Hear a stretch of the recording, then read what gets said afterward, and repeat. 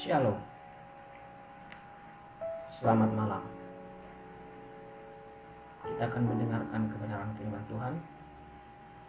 Kita akan membaca dari kitab Yakobus pasalnya yang pertama, ayatnya yang ke-14 sampai ayatnya yang ke-15. Tetapi tiap-tiap orang dicobai oleh keinginannya sendiri, karena ia diseret dan dipikat olehnya. Dan apabila keinginan itu telah dibuahi, ia melahirkan dosa. Dan apabila dosa itu sudah matang, ia melahirkan maut.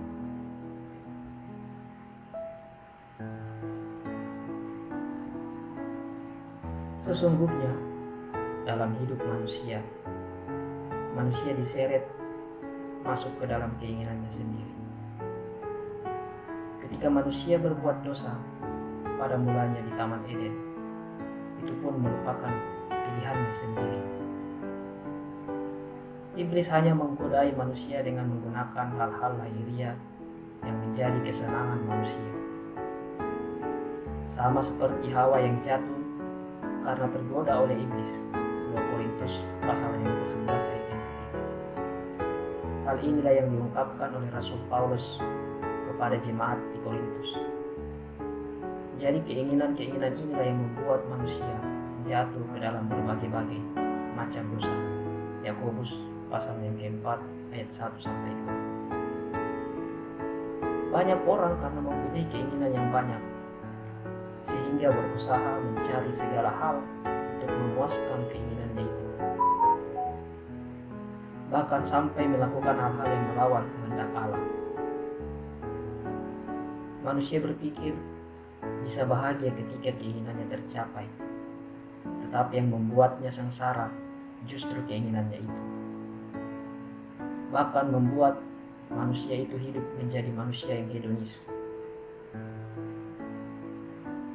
Manusia rela melakukan berbagai macam cara untuk mencapai keinginannya, dengan cara menjatuhkan sesamanya sendiri, menipu, korupsi, dan lain sebagainya. Padahal manusia tidak sadar bahwa bukan keinginannya itu yang menyelamatkan jiwa dan rohnya. Karena ketika kita meninggal, kita akan dihakimi menurut perbuatan kita. Karena setiap orang akan mati dan menghadap tahta pengadilan Kristus. 2 Korintus pasal yang ke-5 ayat yang ke-10.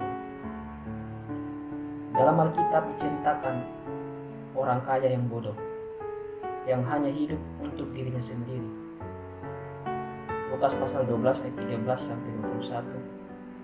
Di situ menceritakan seorang kaya yang hanya mengumpulkan kekayaannya untuk dirinya sendiri.